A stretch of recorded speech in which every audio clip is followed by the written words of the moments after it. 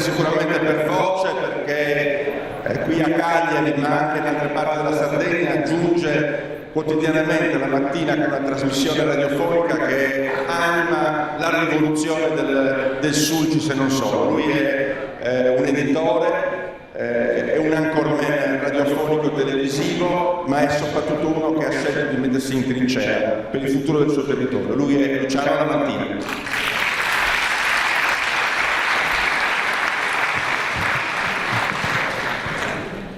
Buonasera a tutti. Ho scelto di mettermi in trincea non perché avevo voglia di fare la guerra. Stavo bene.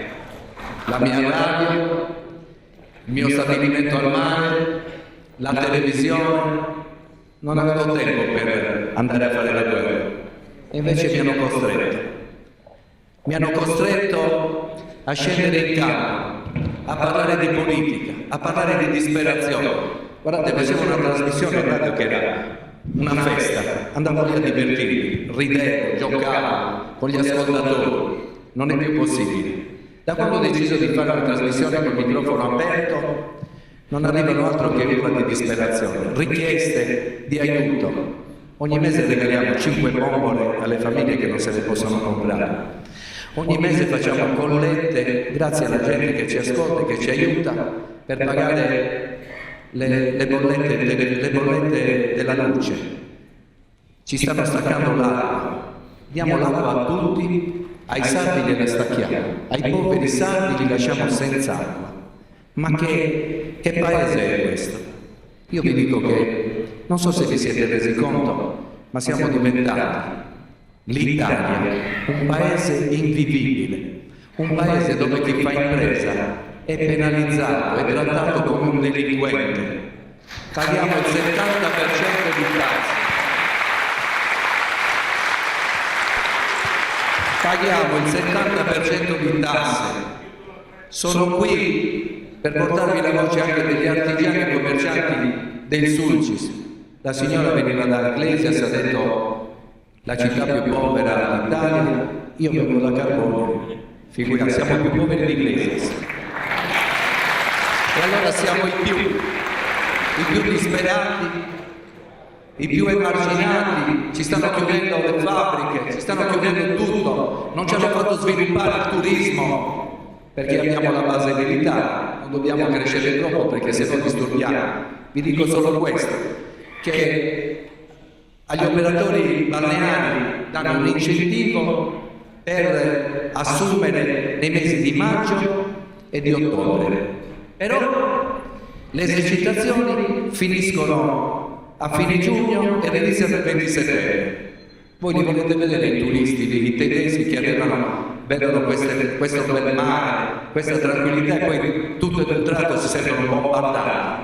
Non è così, è un controsenso. Allora, io voglio dire questo. Io in quest'Italia sinceramente non mi trovo più bene. Non la sento più quella nazione che doveva essere la madre di tutte le regioni e invece la Sardegna è penalizzata. Sento parlare di zona franca. Noi la zona franca ce l'abbiamo già.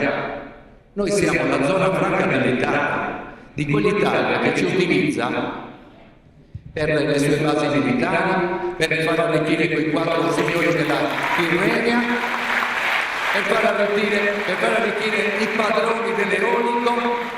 Voi pensate solo a questo, che da noi hanno chiuso le fabbriche dell'Alcoa e delle Ravine, perché l'energia elettrica costava troppo. Hanno fatto installare 40 pale eoliche all'Enel, che fruttano 800.000 euro ognuna quelle pale eoliche, e non sono stati capaci di fare un accordo per dire almeno diminuiteci il costo dell'energia e lasciate i nostri operai a lavoro. E questa è Europa. Ne vogliamo parlare di questa Europa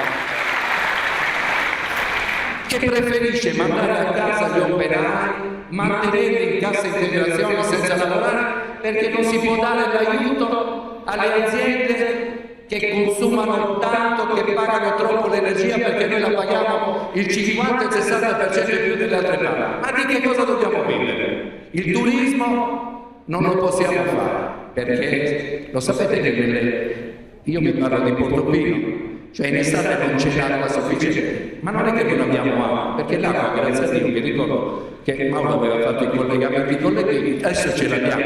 Ci mancano i tubi non sono sufficienti, ci manca l'energia. A noi ci hanno dato 6 kW di energia e se accendi un altro frigorifero salta tutto. Scusate, l'energia non si può, perché è territorio protetto, non so, non arriva l'energia. E vogliamo parlare dei depuratori, che quando arrivano 10 persone in più saltano. E allora di che cosa parliamo? Il turismo non si può fare, l'agricoltura è così come la vedete. Gli agricoltori non producono più perché non è conveniente produrre, perché quando esporti le nostre merci non sono più competitive perché pagano troppo di trasporto. Tutto questo, di chi è la colpa? È nostra, è vostra? No, la colpa è di quelli che abbiamo mandato a rappresentarci e non ci hanno rappresentato bene. Allora, per quello sono sceso in trincea. Ho 2 figli, un ingegnere che mi ha detto: papà, aspetta fino a dicembre e me ne vado. Non ci posso stare in quest'isola, mi piacerebbe tanto, ma non ci posso stare senza lavorare. E poi mi ha detto un'altra cosa, mi ha detto: sai che quelli che lavorano non li vedo felici.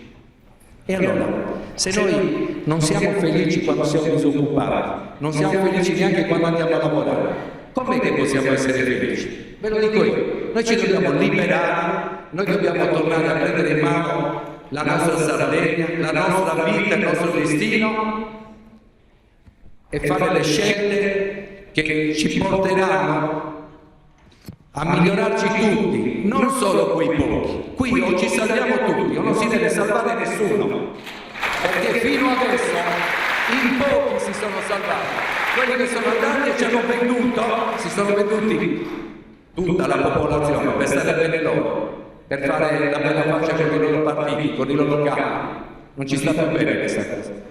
Noi dobbiamo cambiare questa cosa. Noi dobbiamo rivoluzionare quest'isola. 24.000 km quadrati e 1,5 milioni di persone. Possiamo accogliere fino a 5 milioni di persone e tutti possiamo stare bene. Invece siamo tutti poveri e morti di fame.